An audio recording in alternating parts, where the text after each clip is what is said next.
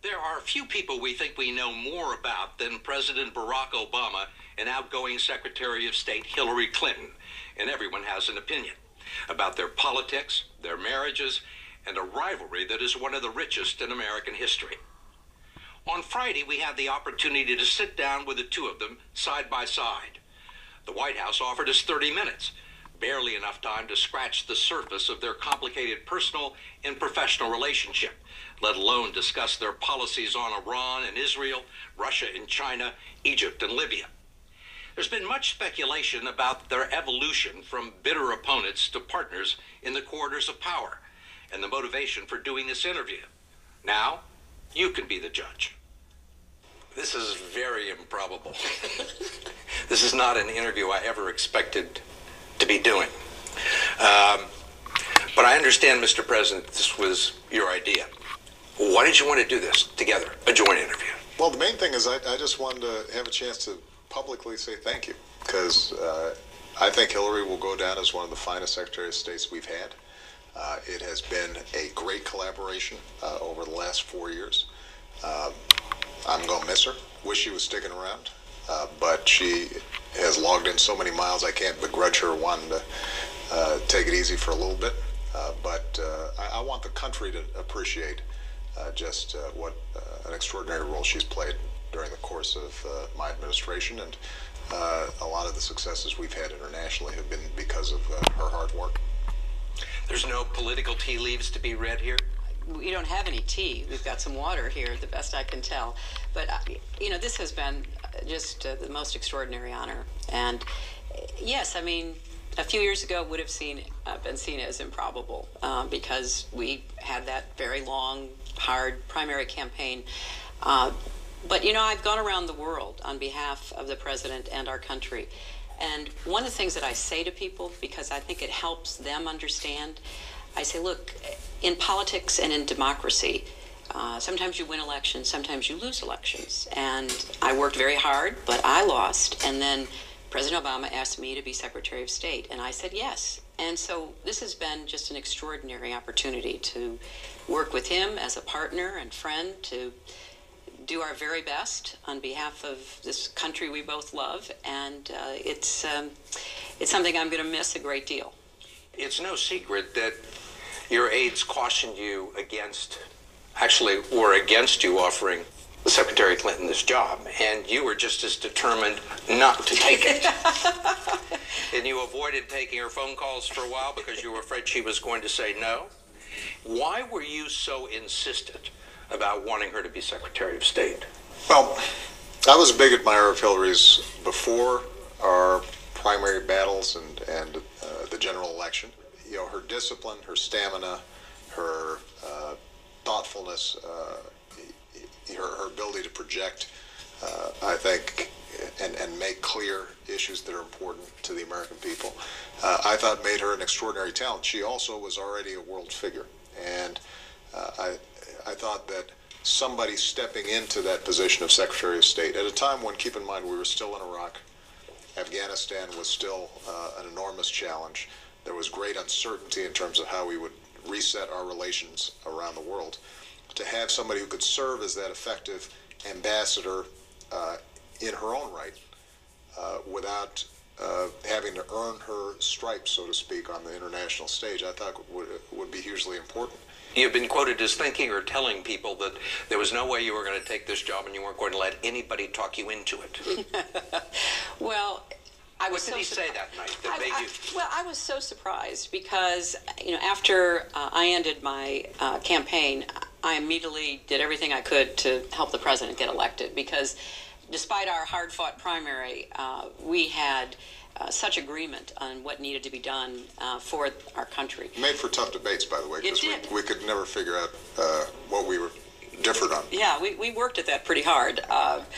And so I really thought I'd be going back to the Senate, where I would be supporting the president on all of the issues. And what surprised me is he said, well, I want you to come to Chicago. And honestly, at the time, I thought, well, you know, that's a very nice gesture, and maybe he wants to ask me about some people that might serve in the administration. So when I got to Chicago and he asked me if I would consider being his Secretary of State, I immediately said, "Oh, Mr. President, there's so many other people. Let me give you some other names," because it just took me by surprise. But he is pretty persuasive, I'll tell you that much. And he kept saying, "Well, I want you to think about it again. I want you to wait a minute. Don't give me a final answer." I'll tell you what I finally thought. I thought, if the roles had been reversed and I had ended up winning, I would have desperately wanted him to be in my cabinet. So if I'm saying I would have wanted him to say yes to me, how am I going to justify saying no to my president? And it was a great decision, despite my hesitancy about it. What did he promise you? And has he kept the promises? It was going to be hard. That, And I kept welcome to that hard times. I mean, because the one thing he didn't mention was he basically said, we've got this major economic crisis that may push us into a depression. I'm not going to be able to do a lot to satisfy the built-up expectations for our role around the world. So you're going to have to get out there and really represent us while I deal with the economic catastrophe I inherited. But we're both gluttons for punishment, and my assessment was, look, we are in a terrible fix, and I felt like this president was going to get us out of it, but it wasn't going to be easy, and it was going to need everybody, pulling together. Has she had much influence in this administration? I think everybody understands that Hillary's been one of the most important advisors that I've had on a whole range of issues. Hillary's capacity to travel around the world, to lay the groundwork for a new way of doing things, establish a sense of engagement, that our foreign policy was not going to be defined solely by Iraq, that we were going to be vigilant about terrorism, but we were going to make sure that we deployed all elements of American power, diplomacy, our economic and cultural and social capital in order to bring about the kinds of international solutions that we wanted to see. I had confidence that Hillary could do that. And one of the things that I will always be grateful for is it wasn't just that she and I had to integrate. I mean, we had Bob Gates, who was a holdover from the Bush administration, Leon Panetta to take over the CIA. And so we had a lot of very strong personalities around the table. And I think one of the things that Hillary did was establish a standard in terms of professionalism and teamwork in our cabinet, in our foreign policy making, that said we're going to have an open discussion. We're going to push each other hard. There are going to be times where we have some vigorous disagreements. Once the president makes a decision, though, we're going to go out there and execute it. How would you characterize your relationship right now? I consider Hillary a strong friend. I mean, very warm, close.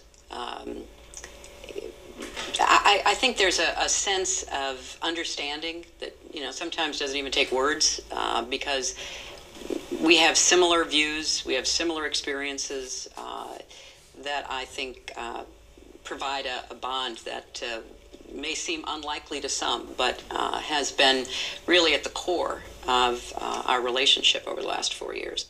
I mean, I have read a lot about other presidents, and I've been in the White House as a first lady, and I was a senator in the time of 9/11 and spent time in the White House under the Bush administration. And I know how critical it is to really forge that sense of discipline that the president is referring to. Are there going to be differences? Yeah, deep differences, of course. You have a lot of strong-willed, minded people. But the president deserves our best judgment, our advice, and then he deserves us to stand with him and to execute. Now, I've watched other administrations where there was pitched warfare between this cabinet secretary and another, or this member of the White House. That's not good for the country, and it's not something that would have served this president. I mean, it's one thing to have disagreements between cabinet people. I spent time with both of you in the 2008 campaign. That was a very tough, bitter race, and I'm going to spare you reading some of the things that you said about each other during that campaign. But how long did it take you to get over that? And when did it happen? You know what? It didn't take as long as I think people would perceive. As I said, once the primary was over, Hillary worked very hard for me. Bill worked very hard for me. So we were interacting on a fairly regular basis. I think it was harder for the staffs, which is understandable because they get invested in this stuff in ways that I think the candidates maybe don't. Hillary mentioned part of our bond is we've been through a lot of the same stuff, and part of being through the same stuff is getting whacked around in political campaigns, being criticized in the press. We both built some pretty thick skins, and sometimes our staffs don't go through that, so they are taking umbrage and offense, and they're reading every blog and every tweet, and most of the time, Hillary, I suspect, handles this the same way I do. We kind of have a block, a screen from a lot of the silliness that happens during presidential campaigns. And so, for me at least, by the time Hillary joined the administration, I felt very confident and comfortable in our working relationship. I think what did evolve was a friendship, as opposed to just a professional relationship. Friendships involve a sense of trust and being in the foxhole together, and that emerged during the course of months when we were making some very tough decisions. You said the staff took a little longer to forget the campaign stuff. What about the spouses? Well, is that an impertinent question? What I was going to say, Steve, is having been a spouse, having been a candidate, I think spouses take it much harder. In a way, no doubt. just as the president said, we're out there and we're responding minute by minute, and you just don't have time to sit around and think about what some insult that you've felt you've suffered. I can remember watching my husband do debates, and I was like this, and he was relaxed and everything like that. And then when the shoes were on the other feet, and all of a sudden, this calm, cool guy who never was upset by anything is all of a sudden watching me. So, look, but that is just ancient history now. And it's ancient history because of the kind of people we all are, but also we're professionals. This administration, you've generally gotten high marks, particularly from the voters for your handling of foreign policy.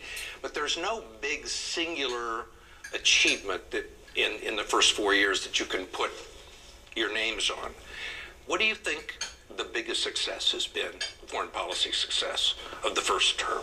For us to be able to wind down one war, to be on the path of ending a second war, to do that in a way that it honors the enormous sacrifices our troops have made, to sustain the pressure on Al-Qaeda and terrorist organizations, so that not only did we avoid a significant terrorist attack on the homeland, but were able to dismantle the core leadership of Al-Qaeda. That's all a consequence of the great work that Hillary did and her team did and the State Department did in conjunction with our national security team. I have to ask you, what's the date of expiration on this endorsement? Oh, Steve, No, I have to ask that question. Come on. You're sitting here together. Everybody in town is talking about it already, and this is taking place. Steve, I got to tell you, you guys in the press are incorrigible. I was literally inaugurated 4 days ago. Right. And you're talking about elections 4 years from now. Yeah, and I am, as you know, Steve, I'm still Secretary of State, so I'm out of politics, and I'm Right. forbidden from even hearing these questions. Right. I think that, look, obviously, the president and I care deeply about what's going to happen for our country in the future. And I don't think, either he or I can make predictions about what's going to happen tomorrow or the next year. What we've tried to do over the last 4 years is get up every day, have a clear-eyed view of what's going on in the world. And I'm really proud of where we are.